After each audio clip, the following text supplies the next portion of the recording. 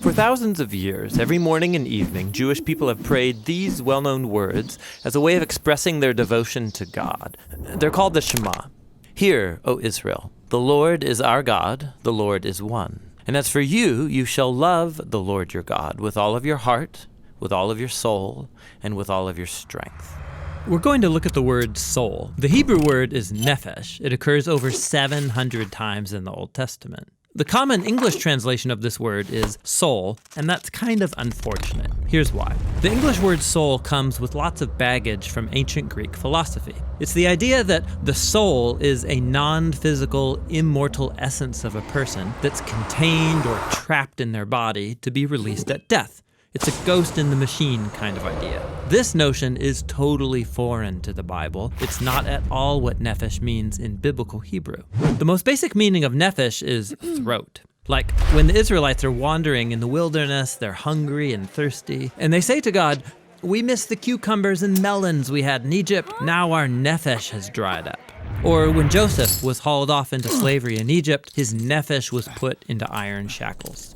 But nephesh doesn't only mean throat. Since your whole life and body depend on what comes in and out of your throat, nephesh could also be used to refer to the whole person. Like in Genesis, there were 33 nephesh in Jacob's family, that is, 33 people.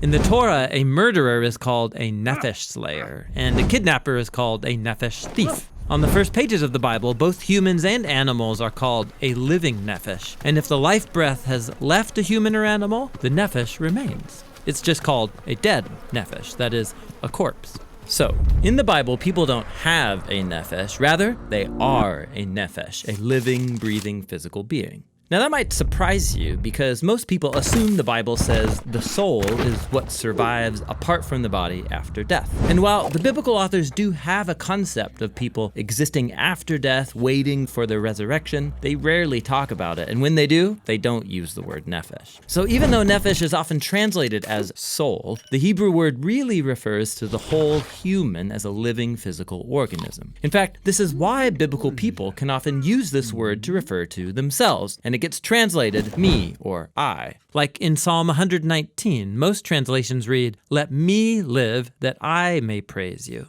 In Hebrew, the poet literally says, "Let my nephesh live that it may praise you." By using nephesh, the poet emphasizes that their entire being, their life and their body, offer thanks to God. In the Song of Songs, the young woman constantly refers to her lover as the one my nephesh loves. And of course, love isn't just an intellectual experience, it's an emotion that activates your whole body, your entire nephesh. This helps us understand the brilliance of other biblical poets who could combine multiple meanings of nephesh in one place. Like in Psalm 42, we read, "As the deer pants for the water, so my nephesh pants after you. My nephesh thirsts for the living God."